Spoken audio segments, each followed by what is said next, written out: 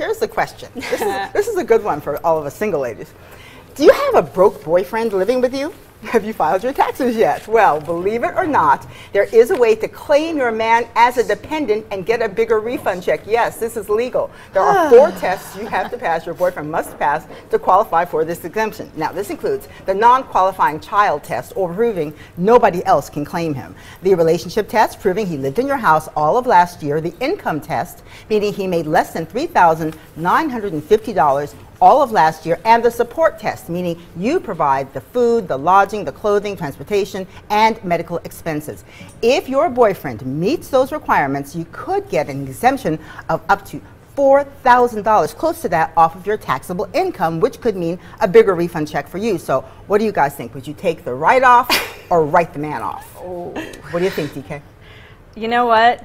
I know this is harsh, but I would write the man off. Ah, okay. Every situation is different. Sure. I'll start by saying that, because if people are going through hard times, you know, or if he's trying to find a job and he's unemployed, but he's working as hard as he can to make his own way, or to even help out, I absolutely think that you need to be supportive of someone in that situation.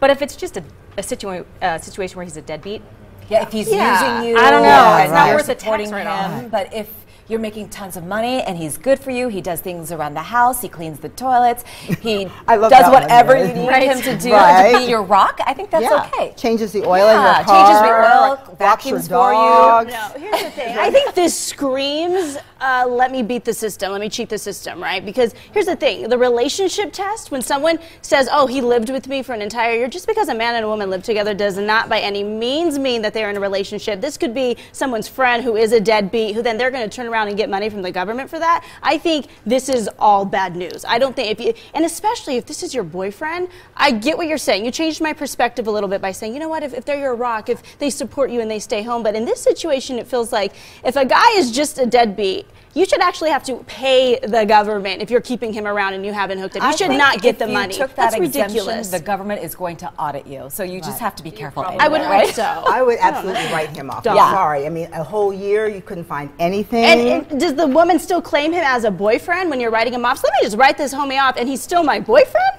Right. No, I think you write him off and then you dump him at the beginning of the next year. Yes, or you keep him around if you really want the money, which is the problem. Also trending today, we're going to move on.